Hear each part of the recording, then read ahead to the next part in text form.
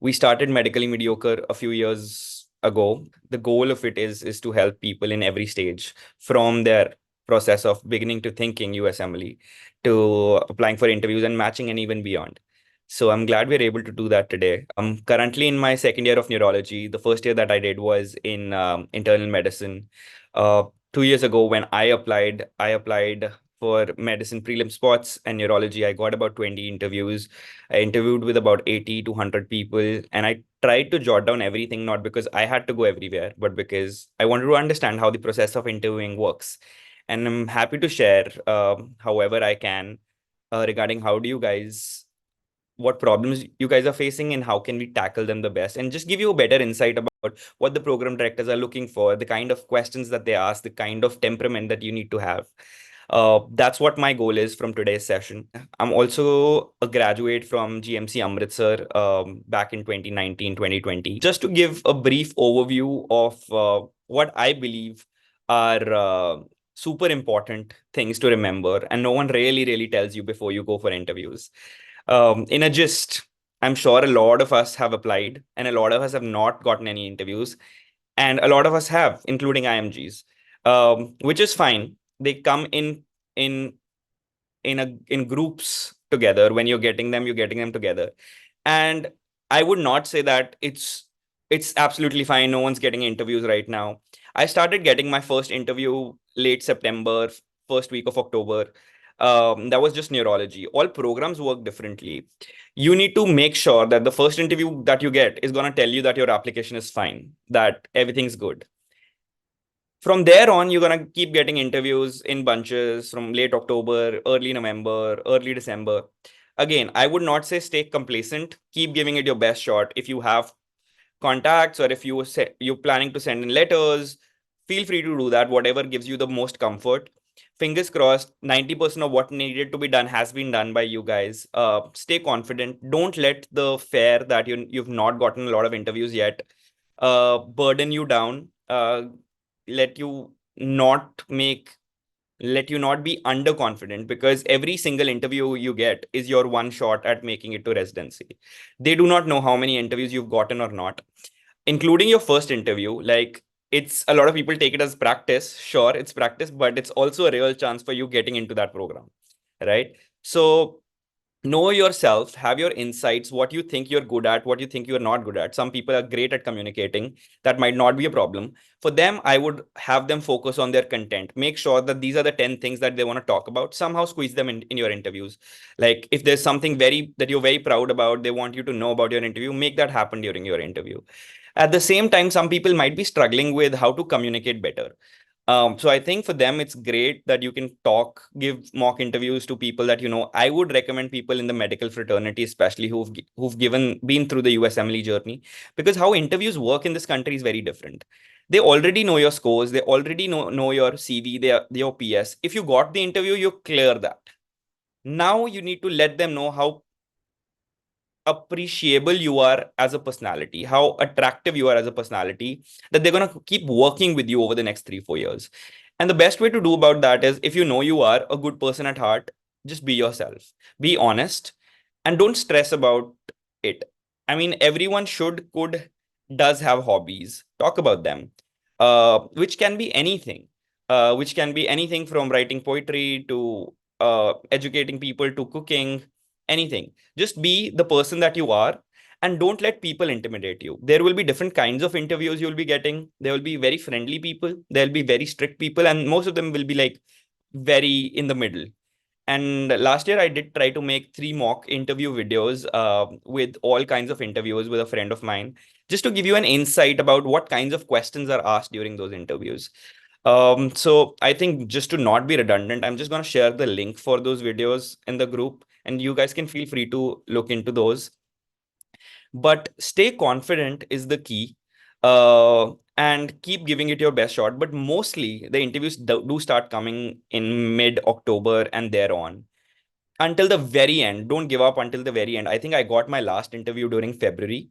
And even then, even though I knew my application's great, I know where I wanted to go, I got 19 interviews already. Even then, I did not take it lightly. I applied for every single program that I wanted to go to, or I could possibly go to. or I felt like I do not want to take a back seat at like, what if this doesn't happen?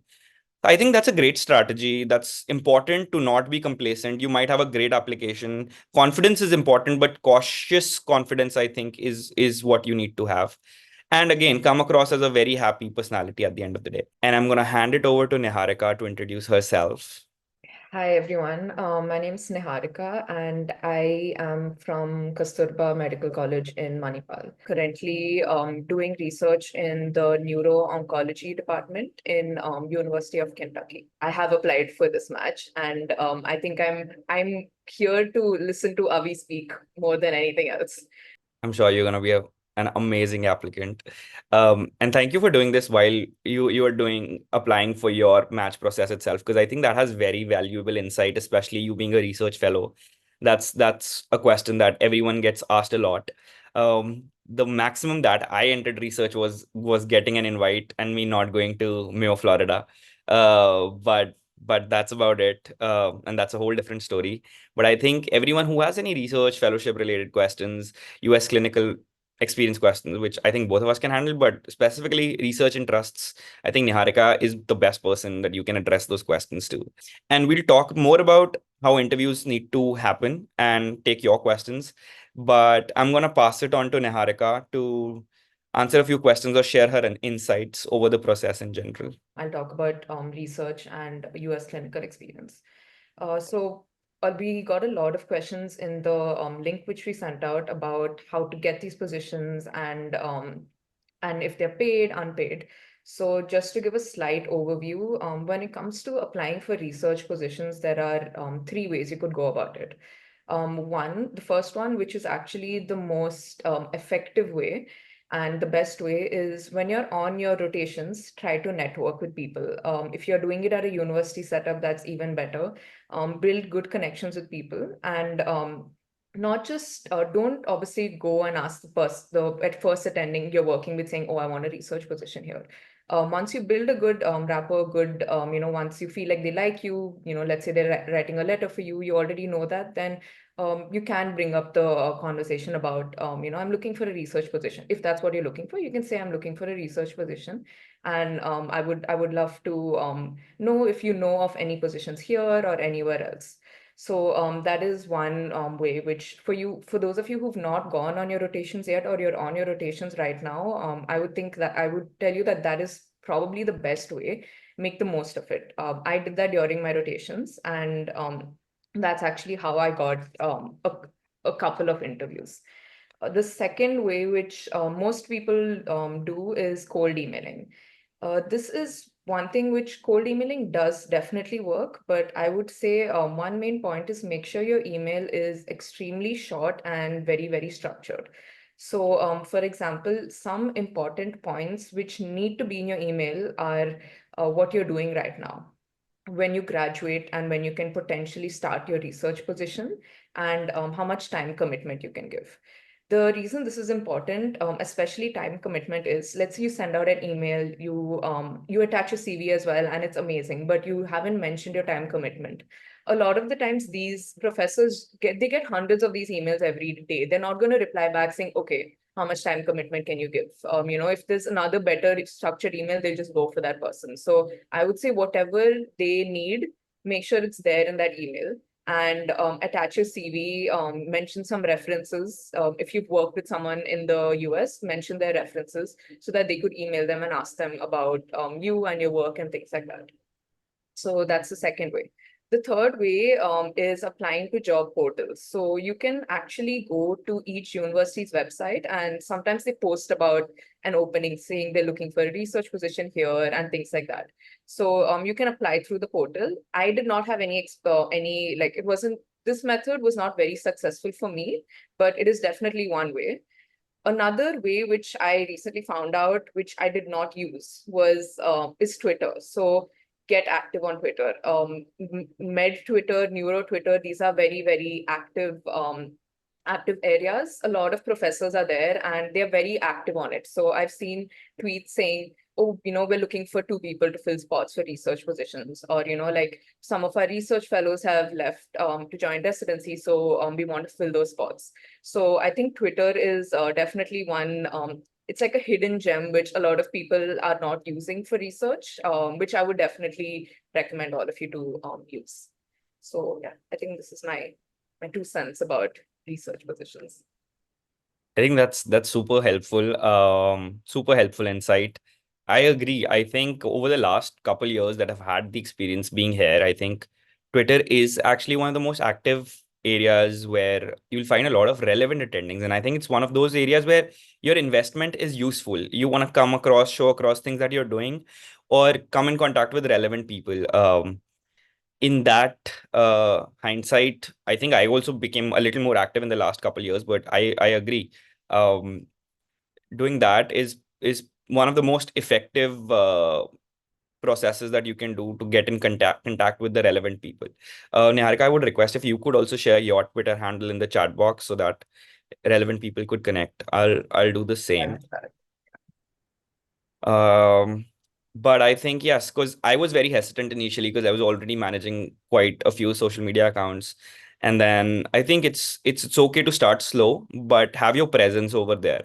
Um, in addition to if you're already on LinkedIn or Instagram, but I think it offers a very different audience to you. So, how we are gonna go about it is like, Niharika, do you mind asking a few questions that might be relevant to interviews or other questions that have been asked on us to the Google on the Google form, and then we can do the same on both sides and gradually open the floor to everyone. But feel free, everyone, to ask your specific questions in the chat box for now, and turn on your videos if you can. Um, yes, Niharika, over to you. Okay, so I am going to ask you some questions about neuro residency in US. How is neuro residency in the US? Please explain all yours and how the workload would be. Okay. I think that's a very straight important question. Neurology in the US works very differently. So, as it is in most parts of the world, you first need to do your medicine residency for 3 years, apply to neurology as a specialty, actually as a super specialty. And then from there on, if you need to do anything further like vascular, that's like a super specialty. How it works in the US is identifying the need for neurology as its own thing. They, instead of a 3 year thing, do a 4 year combined program of medicine plus neurology. And it's still called a residency. And the first year is spent in medicine. From there on, you do 3 years of dedicated neurology. And again, depending on the program, is very different places to places. But then what that helps you with is like if I do a 4 year neurology, out of which like I'm in my second year right now. After which, if I choose to do like a vascular neurology fellowship or like an interventional vascular fellowship, that can be a super specialty, saving me a couple years. The important thing about neurology is that it's been changing a lot in the last 10 years from a field which I think a lot of people have heard it to have very poor prognosis. I think we are doing amazing stuff, including mechanical thrombectomies, intravenous thrombolysis, and making a lot of difference in people's lives. It's also very upcoming, especially with people living for longer years. I think dementia is a real problem, with Neuralink being a very real thing. I think research is very heavily used in the US. So it's one of those fields which has to be very research dependent because it's so newly changing. And that's one reason that I wanted to come to the US because neurology was my love. And then how it is taught in the US, I don't think is anywhere else. Like the medications, the drugs that are coming out, we are using it right away. So just seeing that impact on our patients' lives is very different. The workload, I think, is not as crazy, but it's not less. And to tell you that's a good thing because that just tells you that you're not going to go out of job once you leave your residency. You're done with your residency. Regardless, I think the reason that anyone chooses anything should be because they're in love with it, be it dermatology, be it psychiatry, be it neurology, be it medicine. If it excites you, it is good enough for you, and the money is going to follow you. There's enough space, enough money for everyone who wants to do whatever they want to do in this country. But if neurology is one of your prospective choices, I think it's a great choice because it's very satisfying professionally. It gives you a great lot of money. It saves you a couple years because US identifies itself as a place which offers a 4-year combined neurology program everywhere. And also, I think it's a great balance of education, which I love, research, which I am like having my current experiences in because it's very upcoming, and being a very core kind of a doctor at the heart of it. So if those are the things that interest you in a proportionate balance, I think neurology is great. Within neurology, where do you apply, depending on if it's an advanced program or a categorical program that can change things, because advanced is basically a program which gives you 3 years of dedicated neurology. You still need to apply for a prelim spot. But again, some places like at Emory, you do get a prelim spot, a transitional year spot without an extra interview if you get selected for neurology. So make sure you ask this to the programs that you're applying for. A lot of advanced programs are advanced, but they still give you a transitional year spot without an interview. But mostly you need to do apply for a prelim spot specifically. And again, coming to a difference between a prelim and a transitional year, to my understanding, transitional year is will give you a more dedicated experience, and you'll transition into a specific field from there, be it neurology, be it dermatology, be it ophthalmology. And prelim is a more generalized 1-year program, which also qualifies you to follow it with an advanced degree. And again, prelim could either be a surgical prelim or a medicinal prelim, depending on which advanced specialty you're going in for. When it comes to the convenience of applying, obviously, I think categorical programs are easier for you for less headaches because you're not going into the whole process all over again. But don't let that be a barrier. I mean, if you need to apply to orthopedic surgery or wherever you need to apply, you will have to go through the process that needs to be the process. But just knowing, having this comfort of what a prelim program is, what a transitional year program is, what an advanced program is, what a categorical program is, I think that's very important. There's a lot of misconceptions out there and a lot of information that is not shared because 90% of the people are applying for categorical internal medicine. So they really don't end up talking about all of that. Feel free to reach about that to us, but I've also shared a few slides on that on my Instagram at Medically Mediocre. But that's in short about neurology. And Niharika, any insights that you have on these questions, feel free to share them as well. No, I think I'm going to leave the interview and the residency questions to you because I don't know much about that yet. Okay. We'll But wait yeah, for you. I completely agree with what you said. Don't let you know the technical barriers of like applying to two separate spots stop you from applying to any particular program. Definitely. Perfect. Do we have any more relevant questions? Um, there are a few interview questions. Do you want to go for those? Sure. Okay, so what are some questions we can ask the interviewers and also tips about background to be kept during the interview? Okay. I think very valid, very real questions as the interview season is approaching. I think how I like to think about it is, why are you giving this interview? Yes, in your head because you want to match, but the program also wants to take a really good candidate, right?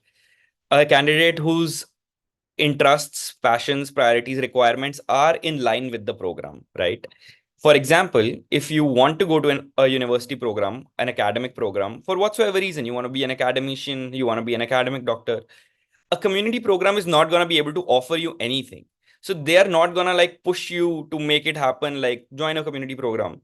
If your passion is so strong, if you're someone who are like, I want to match and it doesn't really matter, then yes, you can sell your point and they will also try convince you to get into your program. My point being, your heart is going to be where it is, and you have to make sense with what the program has to offer. If you really want to match there, you need to come across as someone who's willing to match there, whose interests and passions are in line with what they offer, right? For example, you cannot be in a New York program and say like, oh, I hate New York, like I do not want to be in New York, it doesn't work well for me.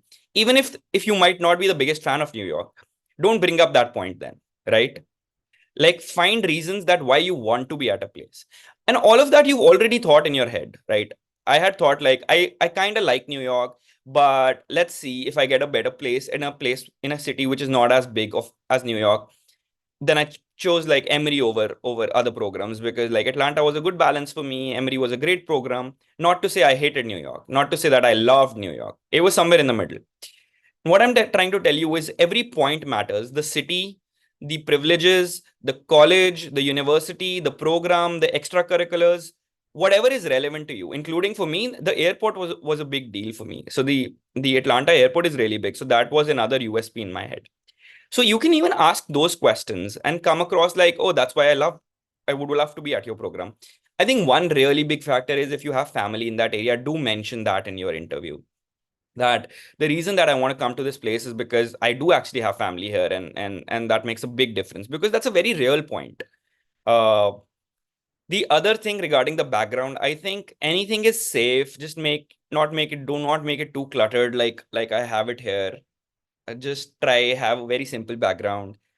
Importantly, I am someone, if you have something that is interesting about you, which might be like an art picture that you've drawn, or maybe a medal that is extracurricular that you're proud about, have it subtly in the background.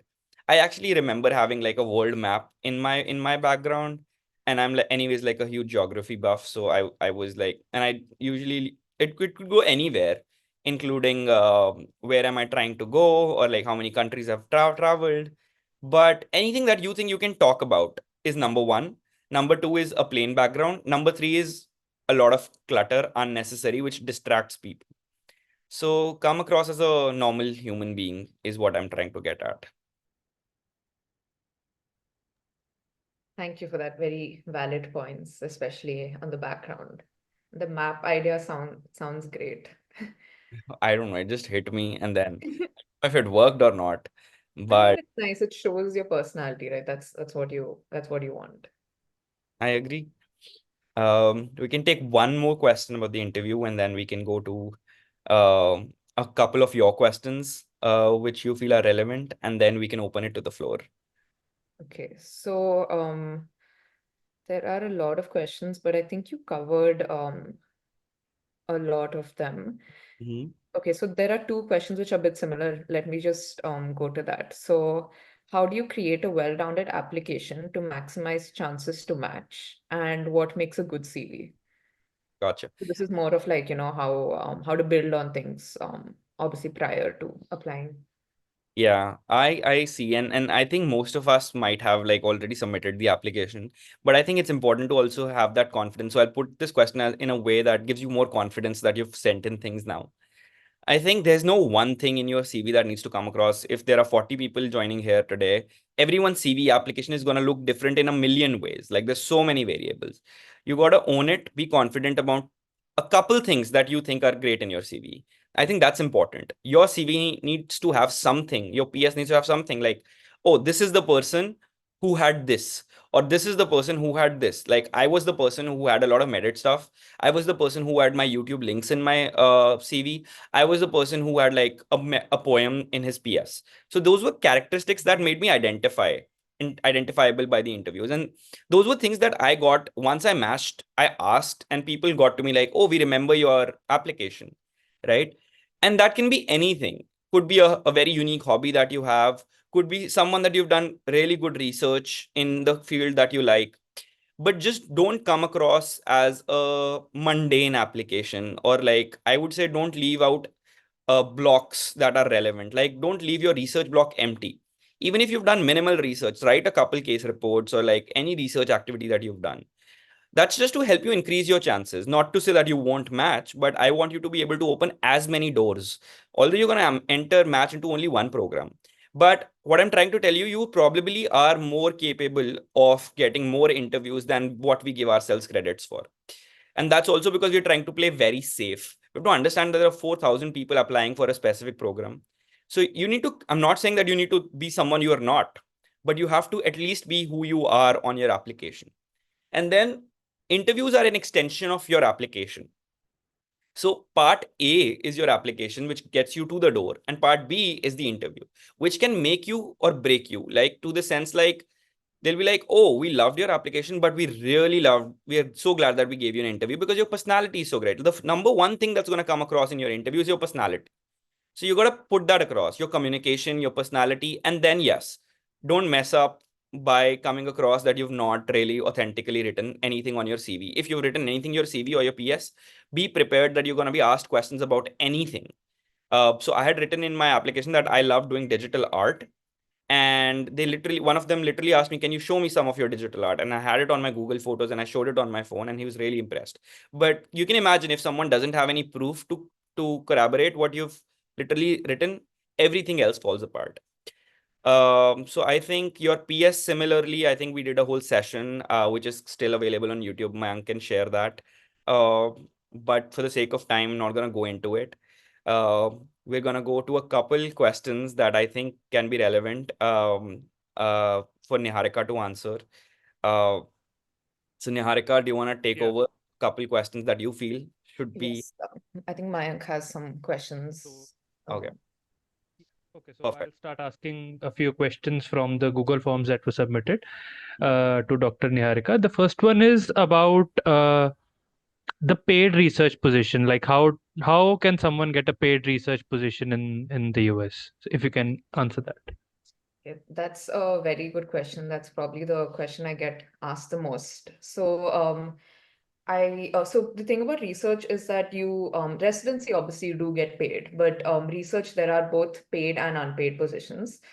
Some people ask me, do you think it's worth doing unpaid research? And that's not a question which I can answer for you. That's a very personal thing. But for me personally, I wanted a paid position, and I mentioned that in my interview. So I did get a few interviews for when I was sending out cold emails, and one through my elective.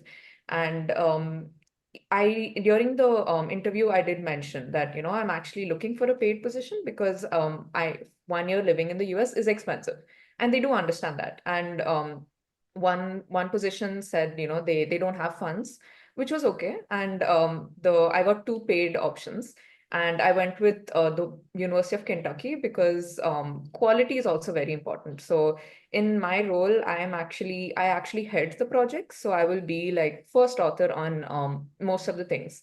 So I think that was important to me, heading the projects, having some people to help me, of course, but actually having a proper research experience. Since I'm spending a year here, I wanted to make the most of it. And so when it comes to paid positions, my main advice would be in the call, you can mention, I'm actually looking for a paid role, and it's okay. There's nothing wrong in that. If they can do it, they will let you know they can. If they can't, then you can obviously look for more opportunities. Whether unpaid is worth it or not is not something I can answer for you, but I know that people do get paid positions. I got a paid role. A lot of my friends are getting paid. There are some people who are not getting paid. It really depends from every situation, but I there's nothing wrong in mentioning that in the interview. Okay, so is the process required to get both the positions similar, like the way you mentioned? Are those the three pathways anyone should Yes. follow?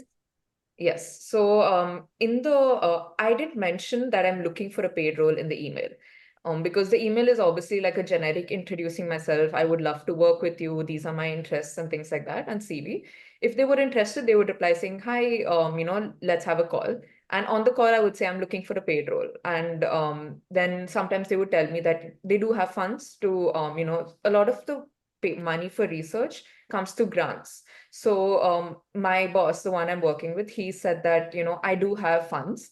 It'll come soon. I might not be able to pay you for the first 2 months, but I maybe can pay you after that. And I was fine with that. And but actually the funds came in and I started getting paid from my second week onwards. So it worked out great. But the path is the same exact. There is no difference. Just at the interview, you might be able to get a sense of it. Sometimes in the email also they might mention, they didn't for me, but if they do, they might say, "Oh, I don't have funds." Then you can reply according to what works for you. But for me, during the interviews, I would mention that I'm looking for a paid role. Okay, so we'll surely move to the questions in the chat box as well after we finish a few questions from our Google form. The next one is, what is the ideal time for clinical rotations and what is the process of applying for rotations and for observerships? Okay, so again, there is no right answer for this because when it comes to observerships and clinical rotations, there are a lot of ways of doing this. But so I did all of my clinical rotations in university hospitals, and I did all neurology rotations because I knew I wanted neurology and I wanted to show that on my CV. So I would say applying 6 months in advance is a good idea if you're applying for university positions. A lot of the times they ask for a step one report, so having that ready is good. Have an updated CV. They do ask for personal statements. The immunization part is a bit long, so start getting whichever vaccines you need to get early on in the process. So when you apply, you have everything ready. And for university specifically, I would say you need to apply a bit early. But like I started in applying in about September or October of 2022, and I applied till like March, and my rotations started in May. So just planning it a bit in advance is a good idea. Also because I was doing rotations in 2023, which was last year, but it was still a little bit post-COVID, so a lot of universities had not opened up. So it was a take whatever you get approach. But now I've heard there are more universities taking people. So you obviously can maybe apply a bit later, but I would say when it comes to universities, the second there's an opening, just go for it, because it's not like residency where, they will look at all the applicants and pick the best. When it comes to electives, it's very, if you apply early, you get it. They will look at the first few hundred. They're not going to, put in too much of effort because you're coming there to learn. You're not, residency, you're coming there to train. So it's a different approach which they look at. So I would say start applying early. And yeah, Avi, do you have any I agree. I think those are very valid points. As the and when the situation changes, like when during the time when I was in the pandemic is when I was applying, like in the heart of the pandemic, a lot of things weren't open, including physical rotations was very questionable. So at that time, I did end up applying to places which were offering. Although I started like 6, 7 months in advance, I could ultimately like even securing one university elective was a pain for a very different reason.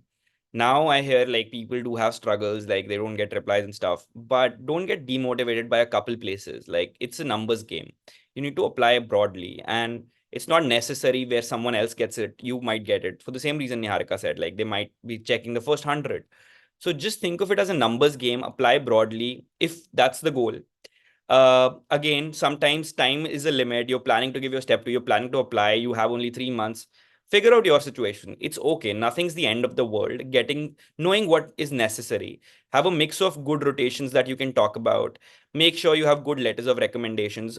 Also, doing paid rotations at great places which give you generic LORs is not going to help you beyond a point.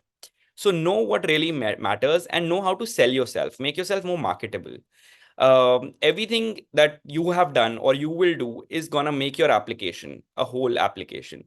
Do not run behind perfection, and that which might cost you time, which might make you a later candidate. Also, not because your year of graduation would get delayed 1 year. You can obviously make the most of during that 1 year by doing other stuff. But no, if you're a person who gets burnt out, who wants to get things done, then start applying early, start securing positions, reach out to the networks that you have in whatever way you can. But whatever your situation is, accept it and go ahead from there.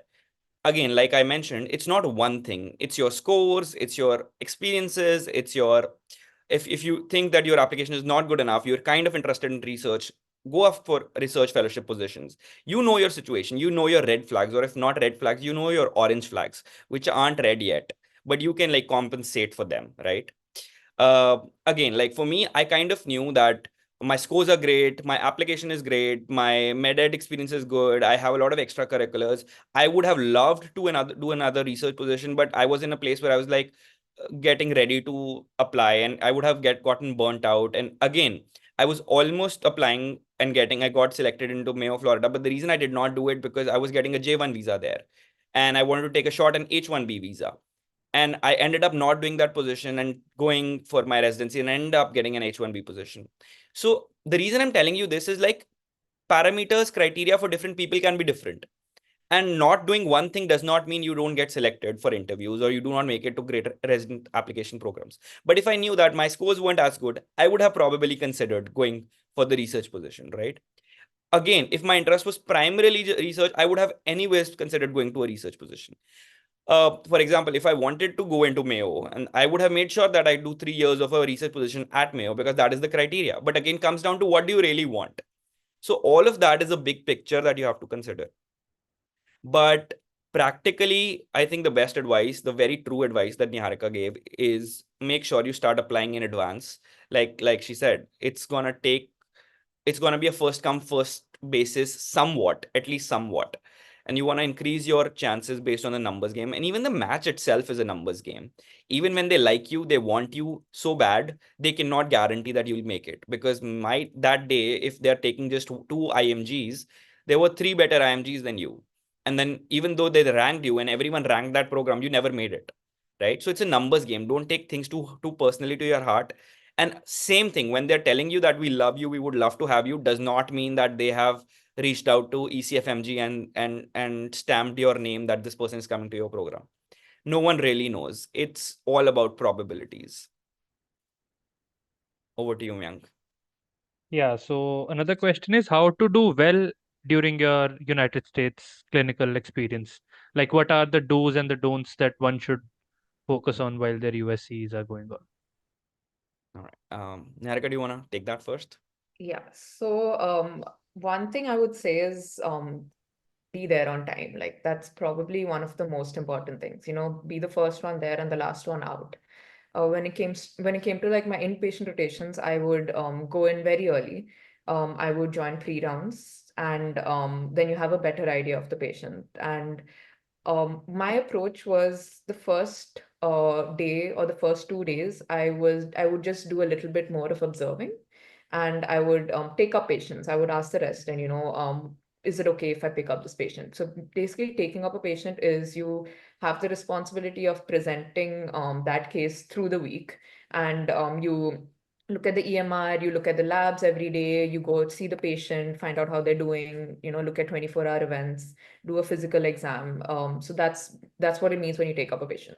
So I would ask the resident, can I pick up a patient? Maybe midweek I would take a couple more, and just be proactive, present during rounds. I don't think you need to do anything special, but definitely be proactive. That's one thing, and be on time. Don't be late. That doesn't look very nice.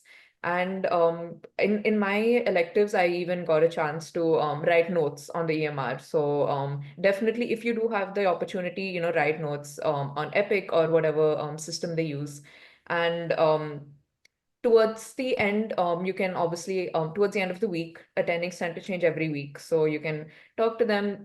Midweek, you can get feedback, work on that. Towards the end of the week, you can ask them for a letter. And I think these are the main things.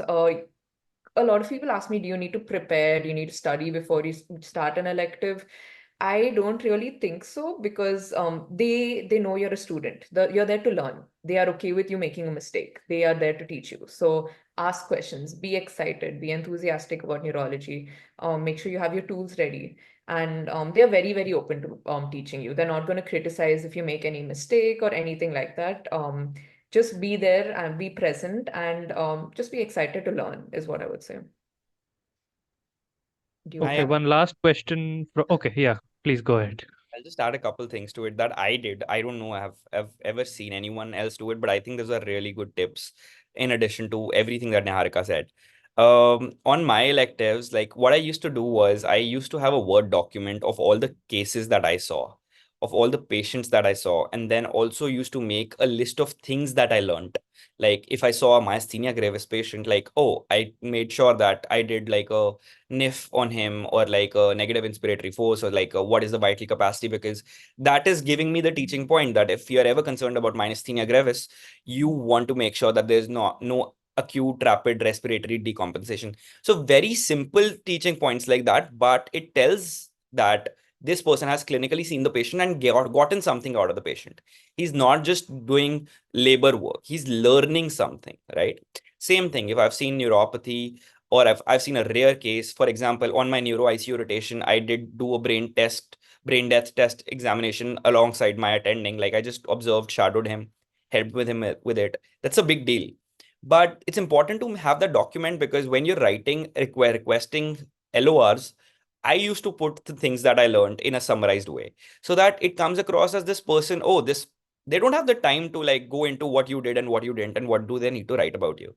You have to take up the onus for that. So just having a very brief document, and I think I've shared it on my Instagram as well, uh, that says that what you've really learned. And you make sure that you count that multiple times. When you're writing your experiences for your match application, I use the same document to remind myself, like, what did I really do? Because you have to understand, you'll remember things in the month, but this application process is a whole year, 2 years, right? If you've done an elective somewhere, you need to have documentation of those things and just make a very simple note of all of those things. And yes, again, just be very, come across as very inquisitive, have great rapport with your attendings, like to the point I did not know how things were supposed to happen, but by the end of it my attendings were used to be like, can we give a call to someone for you? We would love to give a call to someone, we just enjoyed having you. And just share things that you did, like for example, I had a poem on diabetes, I shared it with one of my attendings who wanted me to share it, and all of that impresses them, like you are a complete human being. They don't expect you to know everything, they want to teach you. So I think not knowing everything is actually a pro. But make sure you come across as someone who's very inquisitive and not Mr. Know It All. Like, even though I used to know a lot of stuff, I used to not say it sometimes because I just have 1 month with someone. I don't want anyone to think that this person already knows everything. Or at the same time, I also don't want to come across as an idiot who does not know stuff. You have to find the art of telling what you know at the right moment. I think that's the most important thing.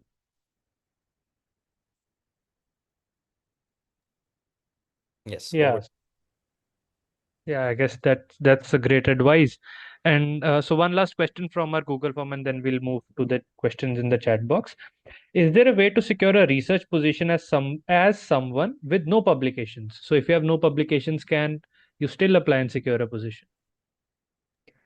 Okay, so one thing about research is it's not when you're applying for a research position, they are not looking at X number of publications. You know, it's like, oh, if you cross five, only then we're going to give it. That's not true. They want they want to know if you can handle the research work and how what type of research experience you've had. So, for example, when I was applying for my position, I did not have many publications. I had a few. So, but I was working on some projects. So I would still have a part of my CV where I mentioned projects currently working on. And during the interviews, they asked me, oh, have you, what type of work are you doing? And I was working on this project about like diabetic foot and, applying insulin on like topical insulin for diabetic foot. And that was not something which was published by then, but I talked about it and they asked me, oh, how did you get patients for it? And I said, I worked with the surgery department in my college. I helped with like the randomization of the patients for controls and for this. And, even though it's not published, they're like, okay, she knows, she's worked on this before. So the number of publications is not important. I think having a vast experience is important. So by then I had already worked on case reports. So I talked about those. I was working on a systematic review, or I had submitted a systematic review. So I told them about that. And I was learning how to do meta-analysis at that time. And I told them, this is, and they asked me, oh, do you have experience in meta-analysis? And then I said, oh, I'm actually working on that. I just learned systematic reviews and now I'm working on meta-analysis. So I think they are not looking at the number of publications. So even if you don't have publications, having some research experience is important more than the number, and definitely show your interest. So I actually worked on case reports so that I could build on my manuscript writing skills. And case reports are the best way to start. It's, a short 1,000, 2,000 words, very easy to write. So I use that to like build my skills. So they're also looking at skill set and, how willing you are to work. And research is a very, you learn on the job kind of thing. You don't have to do certifications to start a position. It's more like you start and you can learn, I learned how to write a grant. I had no idea about grant writing, but right now I'm working on two big grants. So I think these are just basically skills you develop, and it's great because you can potentially talk about them in interviews. And these are skills which not everyone will have. So it's always good to have this. I think Niharika covered pretty much most of it. So I will shut up on that. Okay, so I guess we can move on to a few questions from the chat box. Mhm. So does having a step 3 score increases your chance for getting interviews?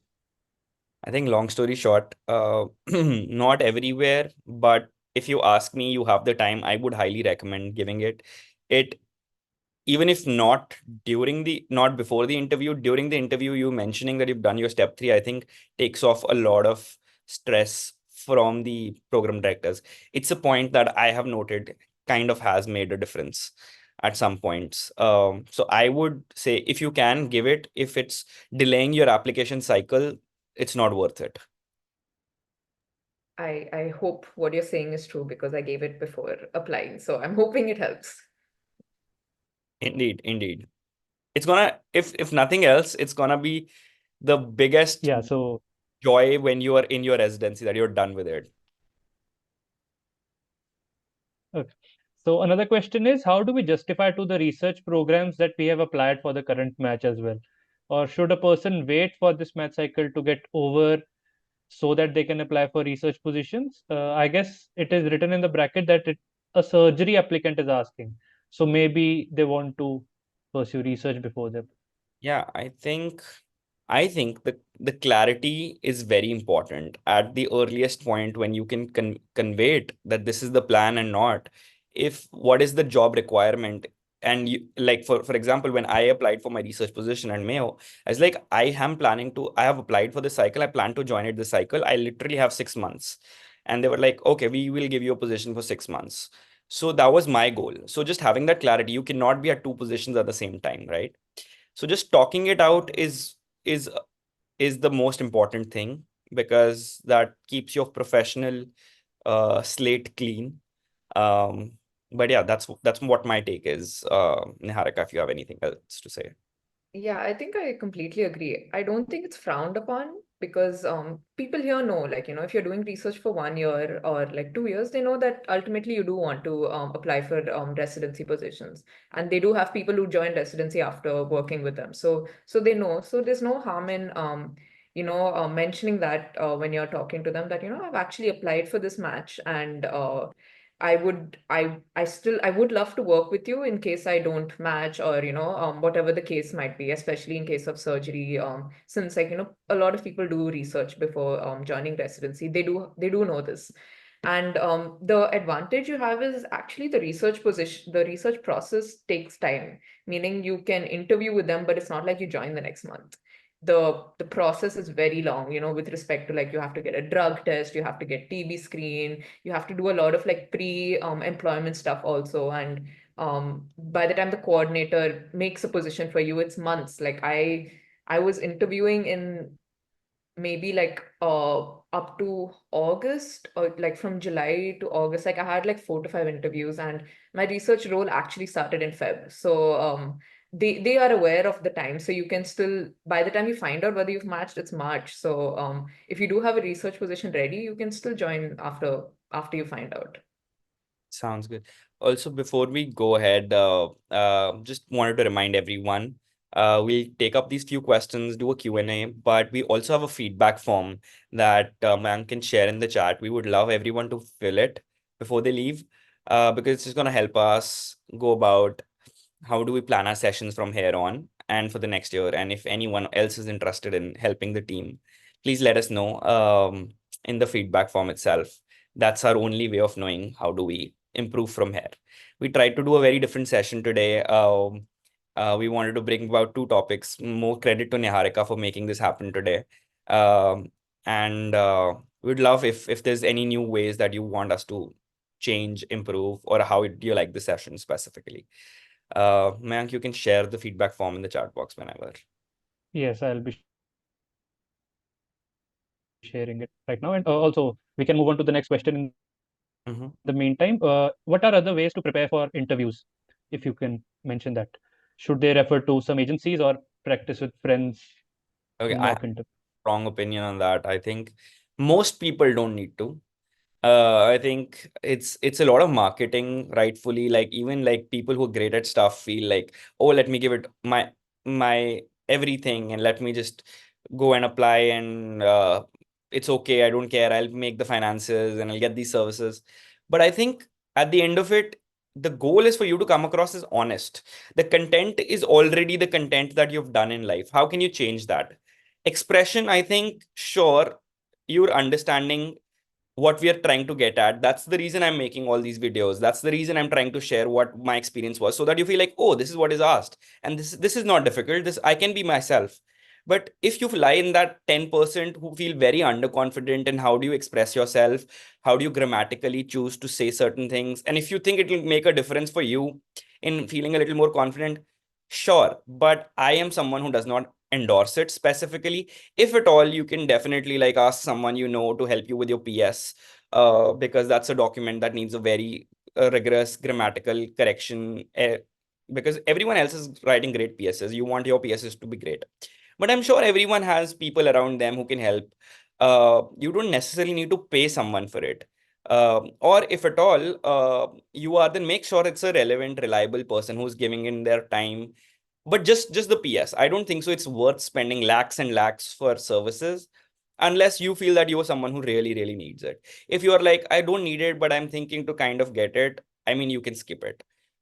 Make sure your money is counted somewhere else. But yes, over to Niharika if she has any other thoughts. No, that was actually one of my questions. So I'm glad I got the answer now. Perfect. Okay. Yeah, so another question is, if we match into internal medicine, that the program also, if that program also has a neuro residency available, is it an option? Is there an option available to switch in the second year? Yes, there's a lot of options available to switch and change things from happening, but it comes down to the availability, right? Like if there is a medicine program availability during that year, then sure, you can request them. But it's not like, oh, I'll match this year and I'll see I have the option to choose. Do I want to stay in neurology or do I want to change it to medicine? It's not like that. So you are like during our program, there was someone in our PGY2 who shifted from neurology to medicine, and then there was someone who wanted to come from medicine to neurology, and it just worked out. It worked out. But if I tell you like this is how it happens, that's a lie. Neurology is so rare, like it's such a beautiful spot, like no one wants to give it up. And it's just making things so much easier, right? I'm not going to apply for a fellowship necessarily right away. It's very rare for someone to give up on neurology to make a neurology seat. For medicine, I would say like if it's a 5% chance for neurology, it's like a 6% chance for medicine, because just because the number of seats in medicine are more. So things might happen, but it's, I would say, if you are sure what you need to do it right away from the beginning.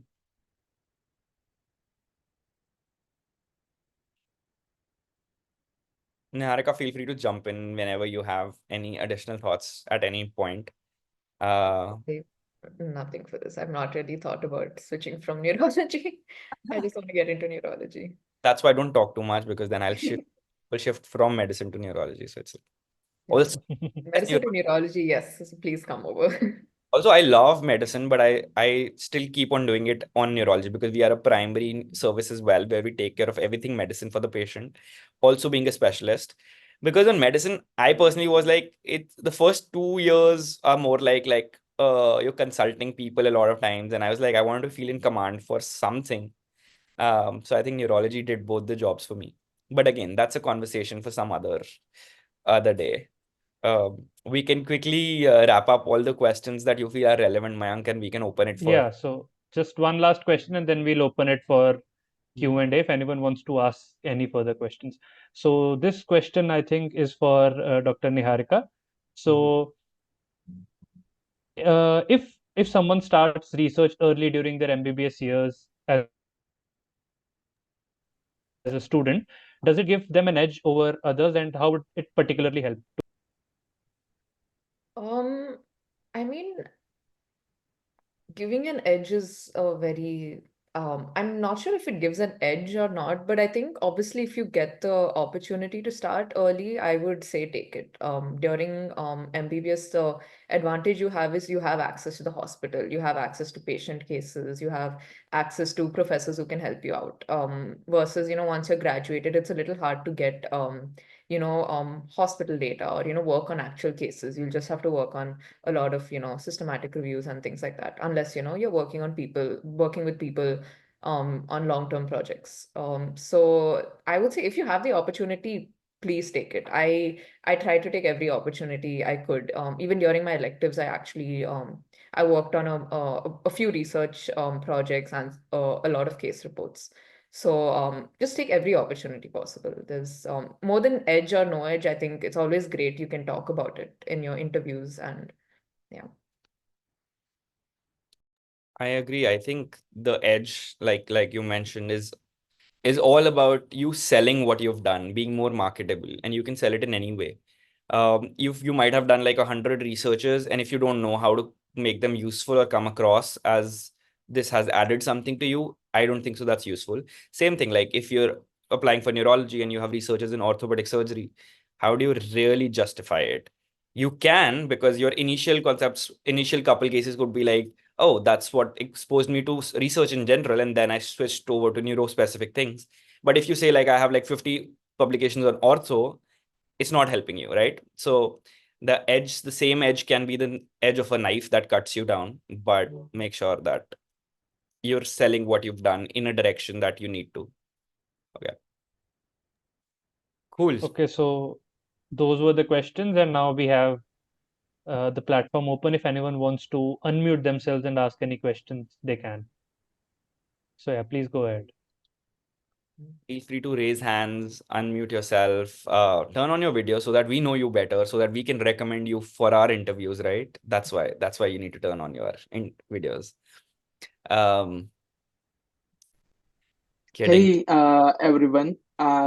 If I may, I am Romel from India, and I have a question which might be personal to you, but why did you not choose a research position just for H1B? I mean, is H1B versus J1 that much, beneficial Mhm. to leave a position? I think that's a very fair question. Again, comes down to what is more important to you. Definitely H1B has its very real advantages over J1. Very real. To the point that I've been told I don't feel them yet, but once you are done with things, it makes a lot of difference. It makes life a lot easier.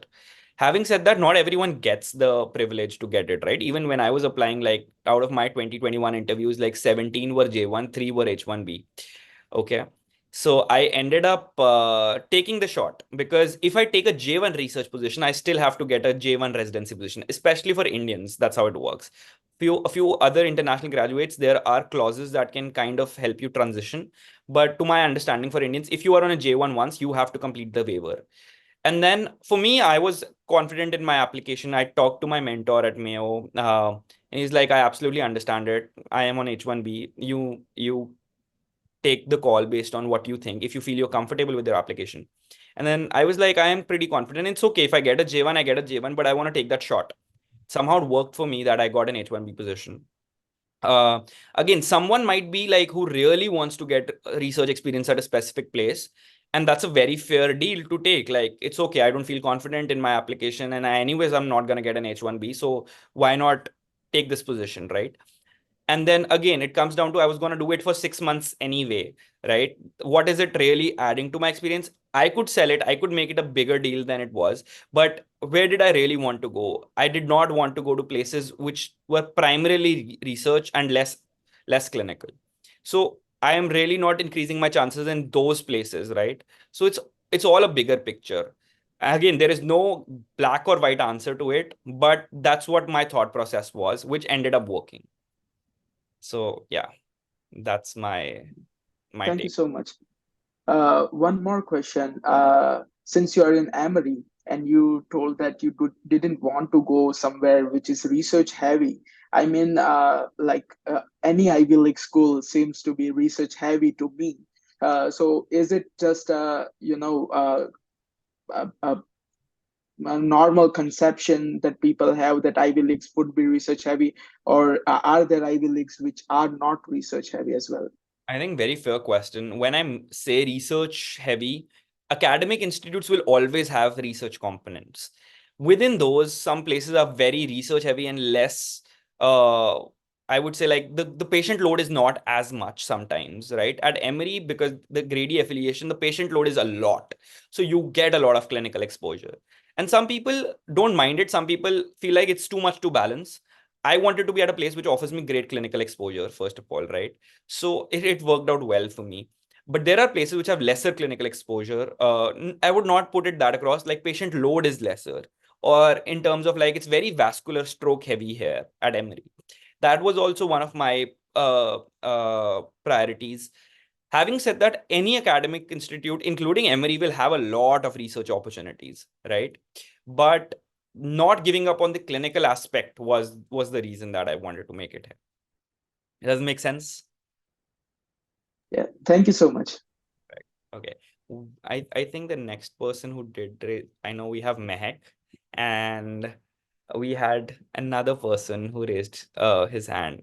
Amroon, if I'm pronouncing your name correctly. Hello there. Yeah, correct. Hi. Hello. Hope you're doing good. So I'm a new. I have shared my question, but unfortunately it wasn't like shared with you. But I'm a new U.S. permanent resident with DV1 visa. I'm from Algeria. I'm a graduated medical doctor. No, from Algeria, but like we study in French, not in English. So I think this would be a problem. And I'm a researcher in neurology. Like we have like recently shared two articles in multiple sclerosis at ICTRIMS Congress, which is the biggest congress for multiple sclerosis. And now like I'm located in Indianapolis. And to be honest, like I'm looking for a postdoc opportunity or a fellowship, but to be honest, like I don't have much idea. So like, do you have any recommendation or something like this? It would be like a great support. I think what you've done is great. Those are really important things that you can use to market yourself. Regarding specific recommendations, I think Niharika, if at all, would be the better person to guide, if at all. I don't know. But there are great places which have very significant MS and autoimmune neurology researchers which you can look into, including we have a great program at Emory as well. But specifically, I wouldn't be the best person to recommend you like MS related opportunities. Niharika, if you are aware about any. Um, I am not aware of any specific opportunities, but since you said you're interested in neuroimmunology and MS, I would say reach out to those specific faculty. There's a lot of big research happening in MS and neuroimmunology for sure. So definitely reach out to those specific faculty. Since your specific interests, that's great. You know, you can say, you can put that in your CV, mention that in the body of your email. And since you don't need visa, I would start with that. You know, you can say I am a permanent. You said you are a permanent resident, right? Yeah. So you can say I have a green card. I don't need visa, and I would love to. You can mention that in your introductory line. You know, saying that you're a graduate and from this institution, and I'm looking for a research role for 1 year. I don't need visa. That is a strong point you can put across in your email. And since that's your specific interest, I would divert it specifically to that faculty. And again, you can email broadly and have an updated CV, and you can go for it from there. I do think you know, having these specific research interests is a really good thing, especially for faculty who are doing research in that area. Um, it's a really good way of at least connecting with them. I agree. All the very best, my man. Thank you so much. Thank you so Right. Okay. Hi, Mehak. How are you doing? I am good. I'm good. Thank you so much. Thank you again for taking out your time. I'm always grateful. And okay, so I have, since we are in the interview season, I have two questions. First, so a lot of us are outreaching the program directors and the program coordinators, right? So from the feedback, what I have received is external emails get filtered. Point number one. Point number two is it actually necessary? Three, and what is the fine line between not bugging the program directors and actually putting across your outreach that, oh, I'm really interested, and Um, because I'm sure they are flooded with emails. So how do you?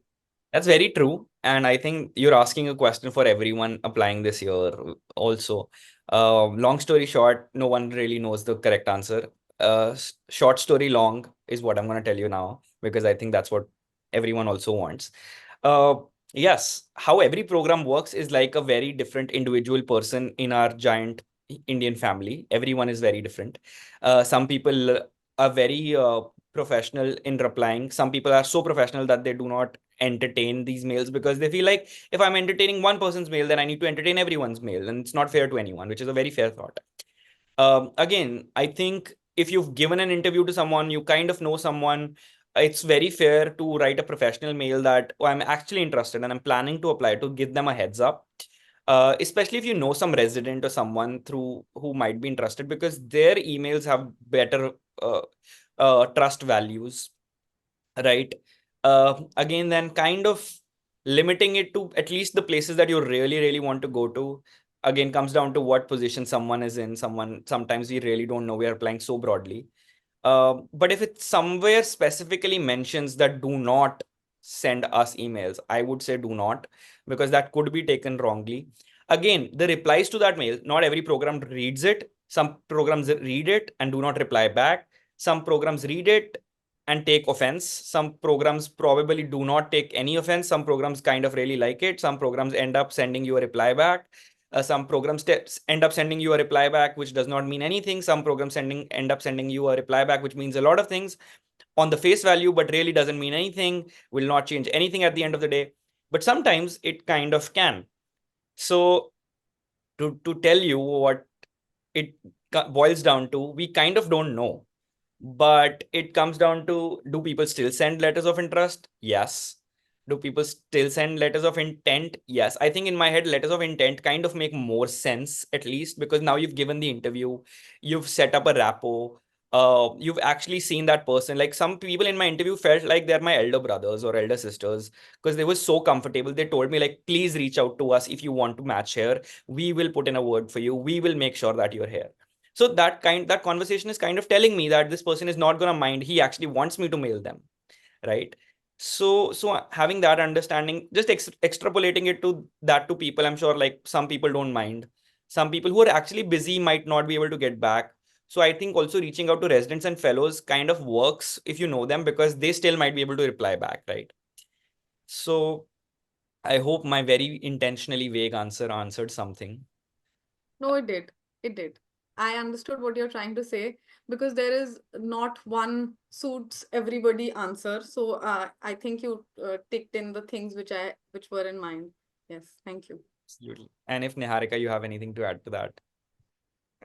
Not at all. I'm just listening to what you what you have to say. Okay, cool. Again, this is one person's opinion. I definitely very, very clearly say I don't know how everyone specifically works, but that's the understanding that I have gotten.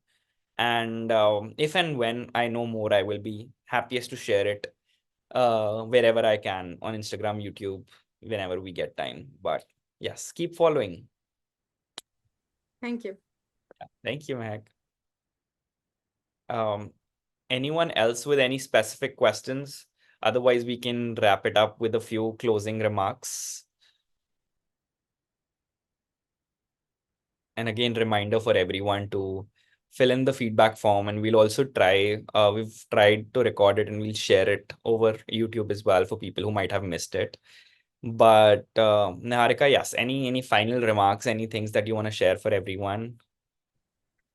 I mean, I think the only thing is for those of you who are applying to USC and research positions, if you do have any doubts, please reach out to me. I will put in my email in the chat box, and I have been checking my emails a few hundred times a day for obvious reasons. So I will try to reply whenever I can. And yeah, keep these connections. Avi obviously is very active on social media, and he's a great resource. I met him at a conference, and we actually had a very interesting conversation, and that's how we thought of doing this, and a lot of things happen through meeting people. So try to like keep meeting people, get in touch with people, attend webinars. I've been doing this for like 4 to 5 years now. So for those of you who are applying, and for those of you who are going to apply next year, and for those of you applying, good luck. We got this. Hopefully it'll go good. I'm sure everyone's super appreciated. Um, all the things that you had to say, Niharika, and I think I'm very proud, very fortunate that you are interested in giving as much while you're applying yourself, right? And I think that is a culture that we need to inculcate. That is why I started what I started, and came across people who had similar intents. Like, it's okay if we are sharing what we know, if I am sharing what I understood, which other people might have not, it's not gonna take away anything from me. Everyone's here for very different reasons. Everyone's here with their own skill sets, and everyone will match somewhere, hopefully, right? So it's only a bigger family that you have to think about it like that. I don't understand the culture where I'm hiding my information. I'm hiding in a room and studying on my own. I don't know for whom. I am that person. I would love to study, understand it for everyone, and explain it to everyone in a better way so that you can pick it up from there and explain me something beyond that. So I think keep that culture alive, everyone. And I get it, it's not everyone's cup of tea, but if this is something that interests you, please keep in touch with Medically Mediocre. That's our goal, to ultimately make it really big. Hopefully, get invited to international universities over the next 10 years. Keep sharing our unique ventures, academic, social, political, whatever, might help people. But regardless, yes, I cannot very honestly say that if you mail me, I'll be able to reply you right away. So I'm happy to give you my email. You can find it on the Emory website or wherever. But I think the best way to reach out to me is maybe Instagram, on Medically Mediocre, which I think, ma'am, can you share the link to Medically Mediocre in the chat for everyone? So I think we are a bigger team who's trying to keep track of whatever we get asked about. But regardless, what we try to do is post these YouTube videos. The best way is for you to put in comments under those YouTube videos, because that is something we regularly check. If you have any questions, let us know in the feedback form. Most importantly, things that you want us to talk about, we'll do that too. And the next best way is everything academically relevant. I try put it on my Twitter, or at least I'm trying to, where you can find a lot of relevant people. I'll again share that so that you can use that. I think those are the ways that you can reach out to me, besides finding me on conferences and connecting with us, and where Niharika and I can treat you and have go with us to parties and keep us posted with your progress. Perfect. And it's been lovely. But Romil, do you have a question? Yeah, I'm sorry, I just got a question at last moment. Uh, my question is that since I'm really interested in research, is there any point in faking my, interest in more in clinical aspect to just get into a community program?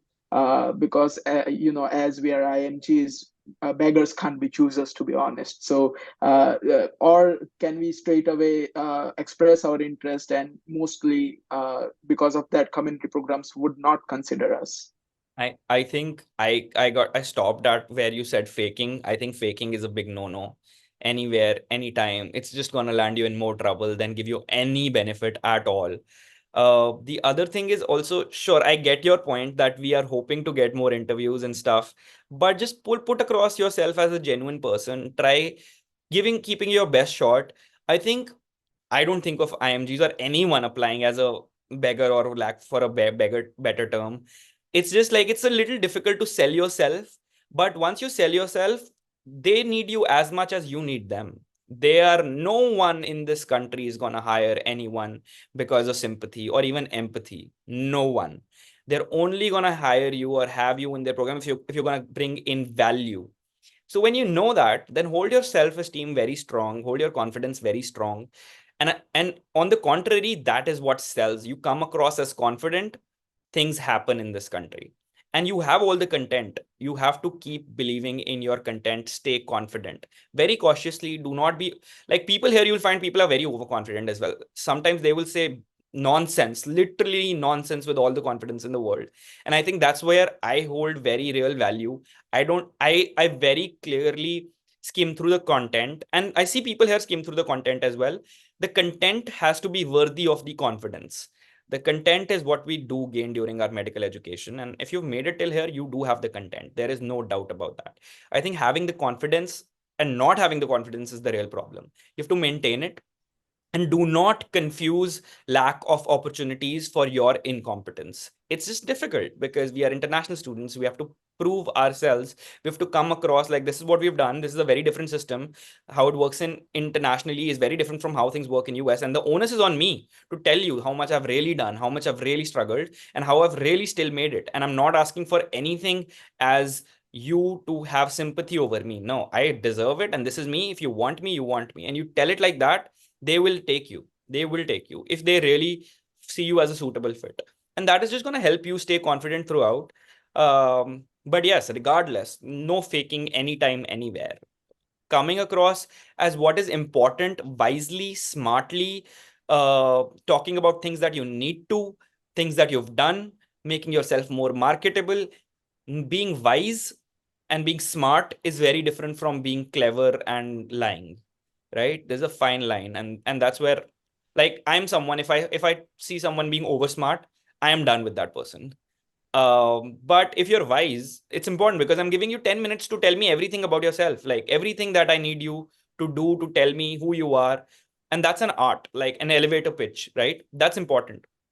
So I think there's a fine line. Keep practicing, keep knowing. When it comes to something that you feel that, is this a lie? Is this something I've done? To the point, like, I'm part of a lot of American organizations where I've not really participated. I did not put them as my organizations because what good is putting myself as part of an organization, even if I am, if I've not done anything for it? And I have like 10 different organizations that I've so actively worked for. I would rather write those, because in case they ask like, oh, you said you're a part of this organization, what have you really done? I don't want to come across and say like I've not done anything about it, right? So think a little ahead of time, to even things that you've done, because no one's going to ask you for a certificate, but if you can't talk about it, you've not done it. Then even a truth is a lie to me then, right? So be very, very smart about it. But yes, I think that was a wrap on a very real question that I just took it to a tangent. Before we end up, I would love to give it over to Mayank, who's helped us a lot. If you have any final words to share, Mayank. One sec, I think we have one question. Let's just answer that and Hello, I'm Deepak. Sorry for the late question. I was driving. Me and my mom was listening to this talk on the way. I just got a chance to raise my hand now. My I'm Deepak from Kasturba Medical College. I'm Niharika's classmate. I'm applying for surgery. I actually know Dr. Avi through Rahul Rangan. Oh, wow. Yeah, In town. also through Onam, I think she's interested in neurosurgery. So my question was, so I like surgery. I came to know that I like surgery during med school. Slowly, there was no like a definitive turning point in my med school where I thought, okay, this is my calling. Like slowly canceled out things I don't like, and surgery is what I like the most. Mm-hmm. And don't get me wrong, I love it. So how do I was very confused. How do I say this? If they ask me why surgery, or let it be why medicine, like for someone like me who just canceled out all other options and came to surgery, how do I? It's kind of a specific question, but like, do you have any points? I can begin. And then I'm sure like Niharika is gonna be your uh, personal advisor too on this one. You can always pull that off on her. But I think it's the truth. Not everyone has a very straightforward story to a passion that they like.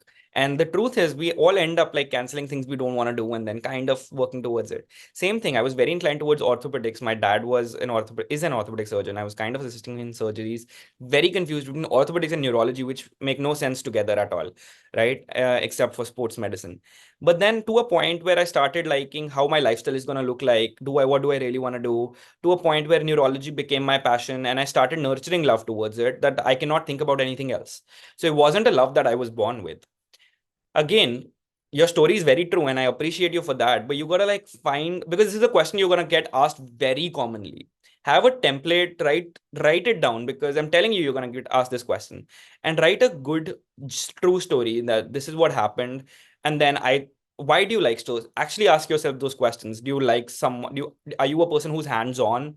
Because that is probably the reason you like surgery. Do you like action? Do you like the fact that your patients get better right away? So it does not need to be a miraculous story, but there needs to be some reason that you say out loud instead of just saying that I don't know, I just ended up being a surgeon who likes surgery. And that's just supposed to help you filter you out from the other people, right? And your USP can be something else as a person, but just have a basic good question answer answer to something that you're going to get asked around a lot. That's my mini advice. Niharika, over to you. Yeah, I think I completely agree with you. You can obviously tie in your US clinical experiences. You can tie in your experience working in surgery during your internship in India and tie these things and just say, this is what I enjoy doing. I like being in the OR, and I can't imagine doing anything else. If you're applying to surgery only, you can say those things, and you don't need a magical reason. You don't need, like, a lot of people say that, they had, for example, for neurology, a lot of people say, someone in the family had a problem, a neurological problem.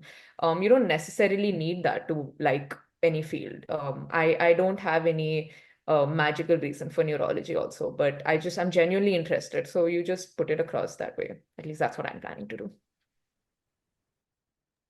I think Thank you. Thank you. Yeah. I think that's very fair. I think let's wrap up the session with a few final words. Yes, Mayank, any final words that you have? Yeah, I guess it was a great session, a great insight into variety of things. Also, as someone being a part of Medically Mediocre, we targeted a lot of target groups that we always want to target. We'll obviously be sharing the Instagram, the YouTube links, and obviously the LinkedIn links of both our speakers in the group. It was great having you all here. And yes, you can obviously uh, DM and text our speakers and get your questions and your queries answered. Thank you, Dr. Niharika, for doing this. I think you yourself are going through the match cycle this year, and that is obviously a very tough period, I guess, in every aspirant's life. So thank you for being here during that time and being a good guide to people who've been asking questions. Thank you for being here, and obviously thank you, Dr. Ravi, for doing this time and again every few weeks, guiding people, answering their questions. And I think it was a great session. Thank you. Thank you, my Thank man. you. Thank you Nihar, so much, Mayank. Yeah, no, I just want to say thank you, Mayank. You've made the process very smooth and easy for me. So it's easy for me to just come here and talk. And yeah, I mean, I like that I'm able to help out people. A lot of people helped me get here. So I don't see any reason to like hold this information back. I want to help as many people as you can. And I would recommend everyone to do the same, Once you're in a position you can actually give advice, please do it. You don't lose anything, you just gain, and you learn a lot of things, through the process.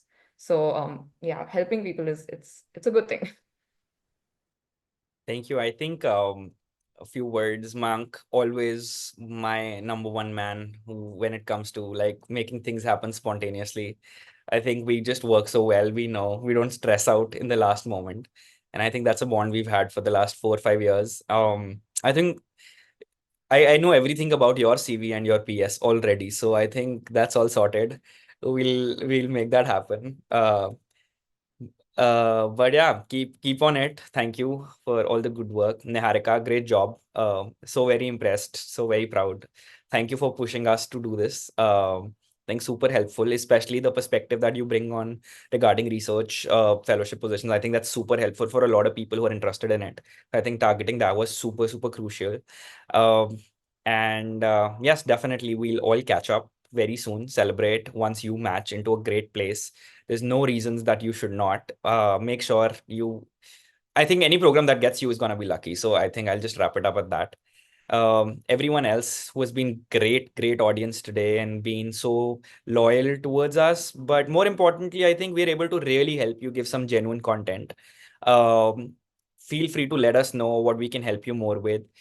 But to end it up, how I feel is there is, like Niharika said, there's only one way from here. We all go up, we all learn so much. Talking to you, I learn so much what the questions are, where everyone is struggling at their positions. What would I have done? What are the things that I would have wanted a senior to tell me during these times? And I cannot go back and help myself, but I can definitely try help a lot of people in those positions. And I think the best way to inspire is not by telling people to get inspired, is by them feeling like I needed this during my time and someone helped me and they're going to get back. And that's why we're building this platform, right, for everyone, so that you don't have to reinvent the wheel. You don't have to go out and help one to one if you can't, if you don't have time, because residency gets busy. But every once in a while, you feel like, oh, you have some time and you want to get back to us. We are there to help you reach out to as many people in whatever way you think is relevant. And as in when you see how we are growing, we're doing a lot of projects, not just for people to get into medicine, to get into residency, but beyond from there. How do you become a very effective international medical graduate in a residency program, having all the knowledge that you need already from day one, so that you are at par with American graduates? You know the system already. I think that's another key step that I'm working towards, and I think is very important.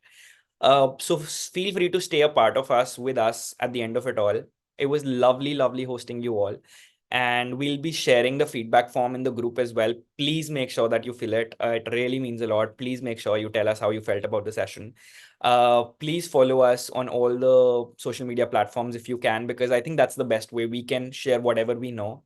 And I still try to get back everyone one to one. But either find me on a conference or feel free to catch us all on our social media platforms. But that's it from us. Thank you so very much. Everyone else who wants to turn on their video for our final group photo is more than welcome. Whoever wants to get featured and come into the eyes of attendings, feel free to turn on their videos. Otherwise, yeah, I mean, turn on their videos and show their faces. I mean, not roofs. Uh, Lovely. 8 people, 9 people. Hi, Vinny. Hi, Roshan. Hi, Muskan. Hi, Deepak. Okay, we got it. We'll share it in the group. Thank you so much for joining. All the very best. Keep us posted with your progress. Bye. Thank you, everyone.